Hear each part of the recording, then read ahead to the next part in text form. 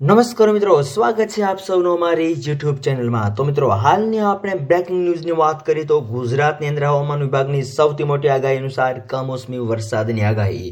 આ સાથે સાથે મિત્રો મુશ્કેલીનું માવઠું। તો મિત્રો, વિડીયો ગમે તો વિડીયોને લાઇક કરો, સબસ્ક્રાઇબ કરો ચેનલને અને આવો સાથ અને સહકાર આપતા રહો। તો મિત્રો, હાલની આપણે વાત કરીએ તો આગામી 24 કલાક દરમિયાન રાજ્યની અંદર હજુ પણ માવઠાનો જોવા મળી શકે છે એવું હાલ અનુમાન લગાવવામાં આવી રહ્યું છે। કમોસમી વરસાદની આગાહી હાલ વ્યક્ત કરવામાં આવી રહી છે। મિત્રો, જેની સમગ્ર નવી અપડેટ જેમ આવતી જશે એમ અમે તમને જણાવતા રહીશું।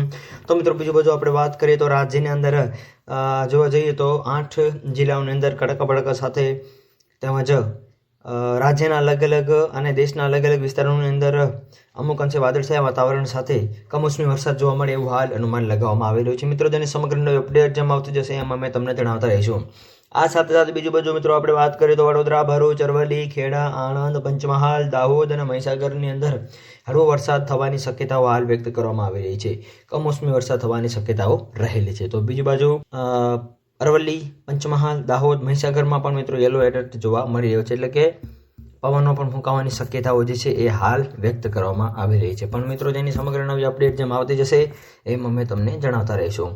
તો મિત્રો, બીજી બાજુ ગુજરાત વેધરની આપણે વાત કરીએ તો રાજ્યની અંદર કમોસમી વરસાદની શક્યતાઓ હાલ સેવાઈ રહી છે, એવામાં ખેડૂતો પણ ચિંતિત જોવા મળી રહ્યા છે। આ સાથે સાથે મધ્ય ગુજરાત અને સૌરાષ્ટ્રના અમુક ભાગોમાં કમોસમી વરસાદના કારણે પાકને નુકસાન થવાની ભીતિ પણ જોવા મળી રહી છે।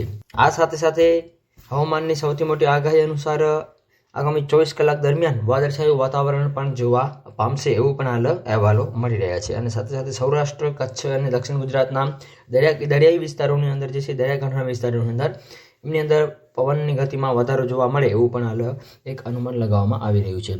તો મિત્રો, વાતાવરણની અંદર ફેરફારને અવકાશો છે। તો મિત્રો, જેમ બીજી નવી અપડેટ આવતી જશે એમ અમે તમને જણાવતા રહીશું। ત્યાં સુધી મિત્રો જોડાયા છો મારી ચેનલ સાથે। ચેનલને સબસ્ક્રાઇબ ન કરી હોય તો સબસ્ક્રાઇબ કરી લેજો અને મિત્રો આવો સાથ અને સહકાર પણ આપતા રહેજો। તો મિત્રો, આપ સૌનો ખૂબ ખૂબ આભાર।